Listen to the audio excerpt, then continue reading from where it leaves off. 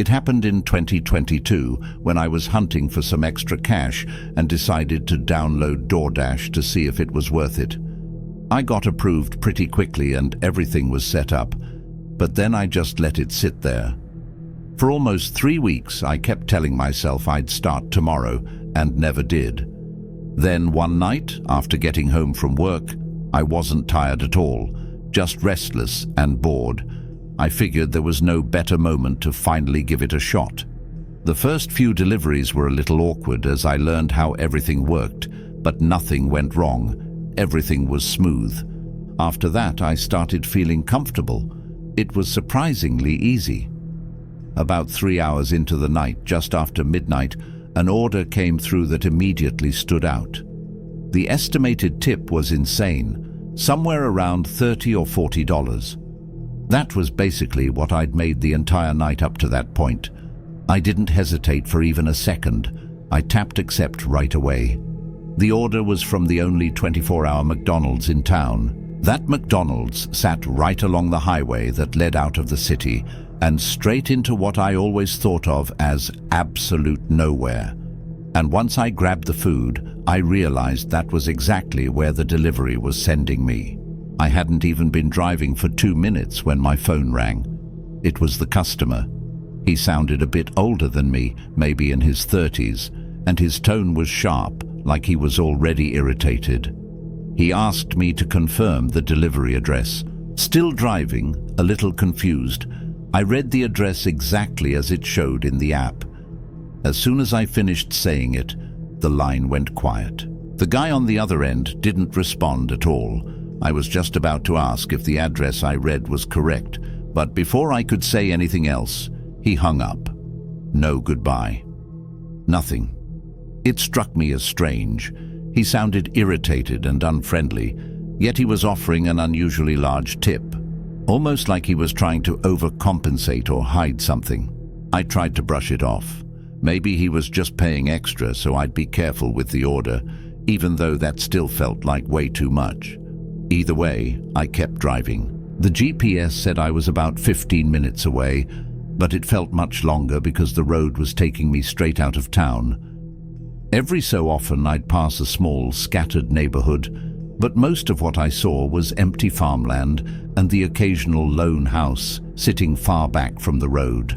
The farther I went, the more uneasy I started to feel. I couldn't pinpoint why.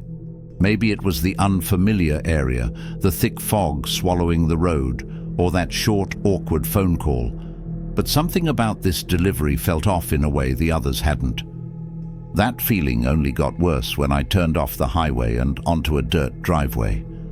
The fog was so heavy I could barely see ahead of me. I was moving slowly through tall grass, with no clear idea of what was waiting at the end of the path. Eventually, a house came into view. It stood completely alone in the middle of the field, an old farmhouse-style place with wooden details and a wide wraparound porch. The lights were on inside, and when I checked the numbers, the address matched the order exactly. I parked, grabbed the food, and stepped out, starting the walk up to the front door. Out there, the silence was impossible to ignore. No cars, no insects, nothing. Just the faint sound of wind moving through the tall grass. I couldn't even hear a TV or voices coming from inside the house. When I went to knock, the door slowly swung open on its own, like it hadn't been shut all the way. Almost immediately, a man called out from somewhere deep inside the house. It was the same voice from the phone. He asked if I was the DoorDash driver. I said yes and told him I'd leave the order on the porch, but he cut in quickly, asking if I could bring it inside and set it on the kitchen counter. His voice still sounded tense, irritated, like he was in a bad mood for no clear reason. Against my better judgment, I stepped inside. The place smelled old and damp, like aged wood and neglect. A second or two later, music suddenly blasted from the back of the house. It was a loud piano track, echoing through the hallway, and it instantly sent chills through me. That's where his voice had come from. But now, there was nothing. "Sir?" I called out. "Hello?" No answer. At that point, I started thinking the money wasn't worth this. None of it felt right. Why would he suddenly crank up piano music while I was walking through his house, and then completely stop responding? As I moved closer down the hallway toward the kitchen, the lighting dropped off. The rooms near the kitchen, especially the one I assumed he was in, were completely dark. I froze mid-step, let the food bag slip from my hand, and immediately turned back toward the front door. That's when my heart practically stopped. Just a few feet away, standing in the darkness near the doorway, was the man. I'll never forget his eyes. The whites of them seemed to shine as he stared straight at me, unblinking. It felt like I'd interrupted him in the middle of something he wasn't supposed to be doing. That moment dragged on forever, even though it was probably only a second or two. Looking back, I swear it looked like he was holding something, but I never focused long enough to be sure. I didn't wait to find out. I bolted out the door, jumped into my car, and tore off through the fog until I hit the main road. I'm convinced he had been sneaking toward the front door, probably planning to shut it and lock me inside with him. The more I think about it, the more the loud music makes sense. It would have covered the sound of him moving through the house while I walked down that hallway. As soon as I got home that night, I deleted DoorDash and never opened it again. I know I made some dumb choices that night, and I'll own that. But no amount of bad judgment means I deserved whatever that man had planned for me if I'd been even a few seconds slower and ended up trapped inside that house with him.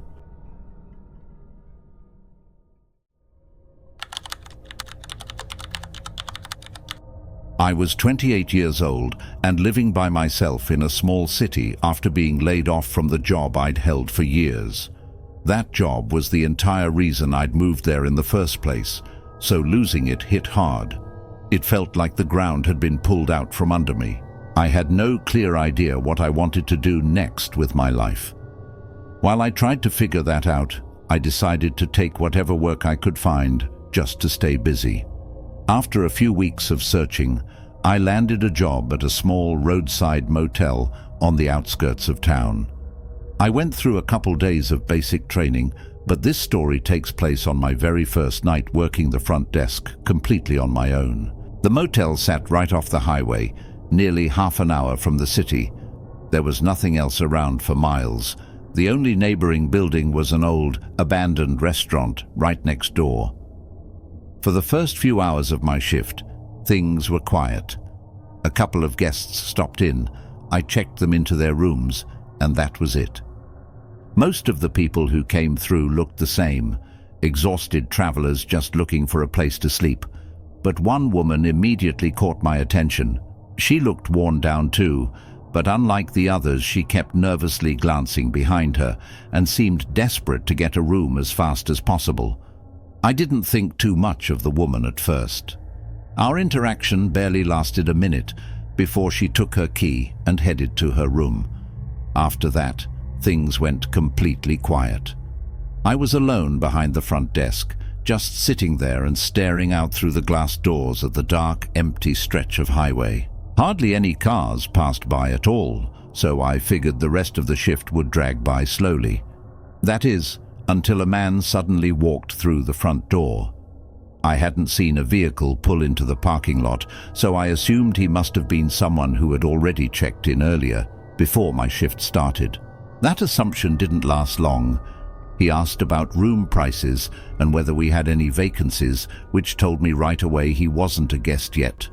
I told him we had plenty of rooms and asked if he wanted me to check him in for the night. He hesitated, like he was weighing something over in his head. While he stood there, his eyes kept drifting past me, towards something behind the counter. After a moment, he said no and turned around, walking back out the door. As soon as he left, I glanced over my shoulder to see what had caught his attention. The only thing there was what I called the key wall, a board filled with small slots holding the physical keys to each room. This place was old school, still using metal keys instead of modern key cards. When he walked out, I kept watching the entrance, expecting to see his car pull away, but nothing happened. I never saw a vehicle leave, which really stuck with me, because there was no realistic way he could have walked there in the middle of nowhere. For him to have gotten there on foot, he would have needed to walk along the highway in the dark for nearly 10 miles, with the closest place being nothing more than a small gas station. After thinking about that for a moment, I stepped over to the front doors and scanned the parking lot. It was completely silent. The only cars out there belonged to the guests who had already checked in, and the man was nowhere in sight. With nothing else to see, I locked the door again and returned to the front desk. The shift felt like it was crawling by. Since it was my first night working solo, the owner had told me to only worry about checking guests in and out, so I had nothing else to keep me busy. About 30 minutes later, the sudden ring of the desk phone made me jump. I grabbed it and saw that the call was coming from one of the rooms. A woman's voice came through the line, and she sounded panicked. She told me someone was standing outside her door and refusing to leave. I immediately stood up and rushed outside, but the moment I stepped out, whoever had been there was gone. I quickly made my way down to her room, which was at the far end of the motel. When she opened the door, she looked shaken. I asked if she recognized the man, or if he had said anything to her. She told me he never spoke at all. She'd noticed him standing outside her window and asked him to go away, but he just stayed there, which is when she called the front desk. As soon as she described what he looked like, my stomach dropped. I knew exactly who she meant. The description matched the man who had come into the office earlier, down to every detail I remembered. She described him as fairly tall, with these lifeless, empty eyes that just didn't look right. I asked her if she wanted me to contact the police, but she shut that down immediately. She insisted she didn't want to deal with the authorities at all, saying she was planning to leave first thing in the morning anyway. All she asked was that if I saw him again, I make him go away. So I left it at that and headed back to the front office. For the next couple of hours, I couldn't stop replaying everything in my head. What was that guy even doing there? And why was he lingering outside her room? I tried to convince myself he was just drunk or confused, but honestly, he hadn't seemed intoxicated when I spoke to him earlier. Then, in the middle of the night, the silence shattered. I heard loud crashing sounds, objects being knocked over, and heavy thumps slamming into the walls, echoing through the entire motel. I ran outside immediately. From the walkway, I could see that the woman's door at the far end was wide open, and all the noise was coming from inside her room. I sprinted toward it. When I reached the doorway and looked in, my blood ran cold. The woman was trapped in the room, backed into a corner, while the man stood directly in front of her, blocking any way out. I shouted something. I don't even remember what. My body completely flooded with adrenaline. He spun around the second he heard me. His face was twisted with rage, his eyes red and furious. Seeing that look froze me in place. He suddenly charged straight at me. I stumbled backward out of the doorway, bracing myself, but instead of stopping, he ran right past me and disappeared into the darkness. I watched him sprint out into the highway and then vanish into the woods on the other side. I immediately checked on the woman, and thankfully, I'd gotten there in time. He hadn't been able to hurt her. Once I made sure she was safe, I went straight back to the office and called 911. It turned out that while he'd been lurking outside her room, he'd circled back through the front office while I was helping her and swiped a spare room key from the key wall. But there was another twist. The woman hadn't been entirely truthful with me. She actually knew the man.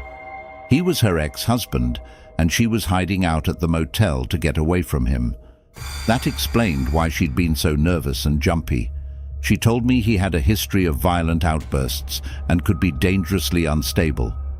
When I asked if she wanted me to call the police earlier, she'd lied, hoping he would leave on his own without any official involvement. Honestly, I'm not entirely sure what would have happened if he hadn't bolted that night. It's one of those nights that sticks with you, and not for any good reason. I kept replaying it in my head, thinking about how easily it could have gone the other way. Surprisingly, I stayed on at the motel for a few months, But it was uncomfortable, dealing with odd and sometimes unsettling people night after night. Eventually, I knew it was time to move on and get out of there while I could.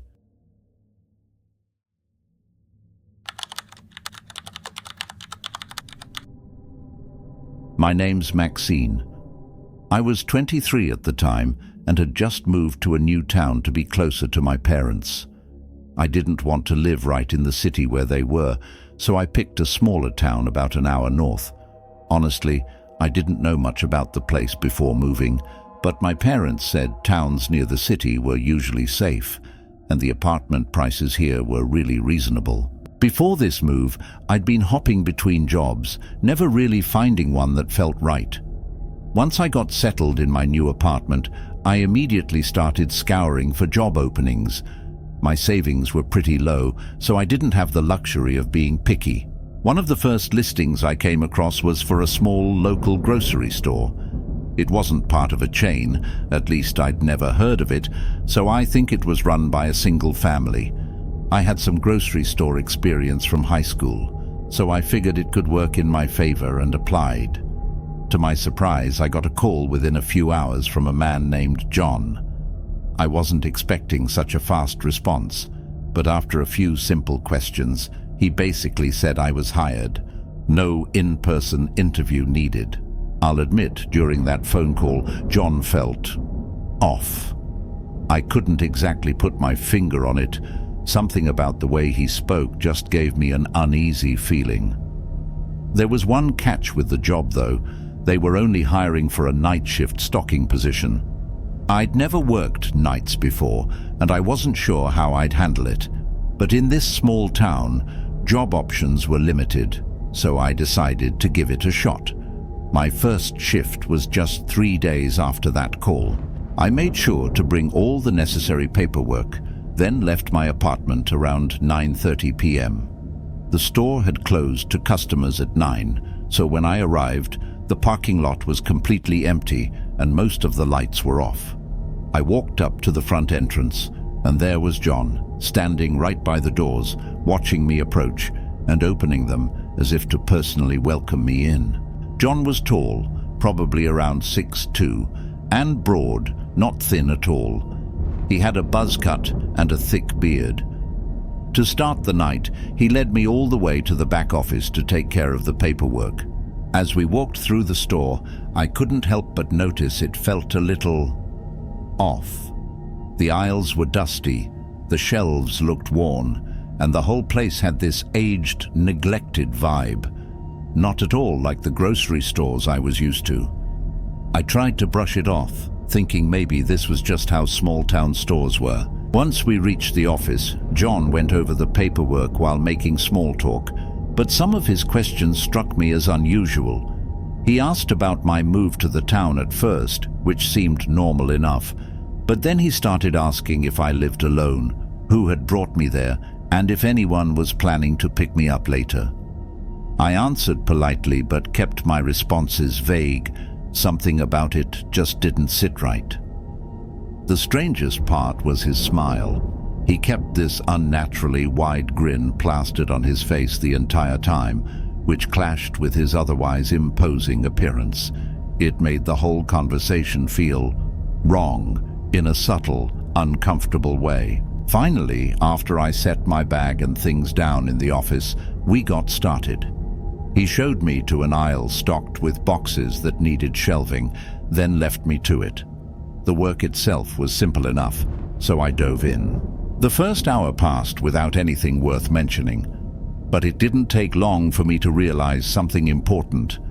It was just me and John in the store, no other employees. At first, I didn't think much of it until I started catching him watching me. Every so often, I'd glance up and see him standing at the end of the aisle, just staring in my direction. It didn't look like he'd just walked by either. It felt like he'd been standing there for a while. The moment our eyes met, though, he'd turn and walk off without saying a word. I kept trying to rationalize it, telling myself he was just checking in on the new hire. But if that was the case, why wouldn't he speak to me? Why not ask how I was doing or if I needed help? The longer it went on, the more uneasy I felt. I was already questioning whether I even wanted to come back after this shift. Something about the store and about John just didn't feel right. Still, I told myself I'd decide later. For now, I just needed to make it through the night. After that, I became hyper-aware of everything around me. Then, around 2 a.m., I noticed John again, standing at the end of the aisle, watching me. This time was different. As soon as I saw him, he started walking toward me, with that same unsettling smile on his face. "Why don't we take our 15-minute break now?" he said, mentioning how long the night had been. I agreed, only to realize he meant taking our breaks together. He guided me to the very back of the building, to a heavy metal door that led outside. He pushed it open and motioned for me to follow him out. We were behind the store, where deliveries usually came in. There was a small parking lot back there with just one car parked in it. I assumed it belonged to John, but the moment we stepped outside, the car started up and pulled away. John lit a cigarette and leaned back against the wall of the building. I had no idea what I was supposed to do. All I wanted was to sit somewhere quiet, eat the food I'd brought, and have a few minutes to myself. But it was my first night, and I didn't want to seem rude or uncooperative, so I stayed where I was. The whole thing felt painfully awkward. I stared out toward the trees past the parking lot, trying to avoid eye contact, unsure of what to say. Meanwhile, John said nothing. I could feel him watching me from the side, his gaze fixed on me. The silence dragged on, making it one of the most uncomfortable moments I'd ever experienced. Then, after what felt like forever, a car drove back around the building. It was the same one that had just left, but instead of passing by, it slowed down and didn't keep going. The car slowed as it pulled up right in front of us. I glanced at John, trying to see if he thought this was unusual too. But his expression was cold and blank, staring straight at me like he didn't even notice or care about the car stopping right there. A gut feeling hit me. Something about the way he wasn't reacting made me think this might be some kind of setup, and that he was involved. Before the car could fully stop, I bolted back through the door. I sprinted through the back of the warehouse to the office, where I'd left my bag with my wallet, keys, and jacket. But when I got there, everything was gone. My bag, my keys, even the jacket I had hung up. It was like none of it had ever been there. Then I heard footsteps, multiple pairs, coming down the hall. Panic set in and I ran. I ran straight to the front of the building and out into the night. The first place I could think of that might be open was a gas station a few minutes down the road. I ran all the way there and managed to get them to call the police. Even after I was safe, a small part of me wondered if I had overreacted, if maybe it had all been some kind of misunderstanding. Any doubts I had vanished the moment the police arrived at the grocery store. They were allowed to question John and inspect the building. To my shock, they found my bag, jacket, and all my things right there in the office, exactly where I'd left them. John had put everything back. On top of that, he denied that any cars had pulled up while we were outside. And when the police checked the cameras, the only one that wasn't recording was the one behind the building. How convenient. In the end, there was no evidence, and the case just fizzled out. Needless to say, I got out of that town as fast as I could. I broke my lease and stayed with my parents for a while until I could get back on my feet. I'll never know exactly what John was planning that night or what could have happened. It was as if he was trying to erase every trace of me ever being there, maybe even had something far worse in mind. But at least I didn't have to find out the hard way.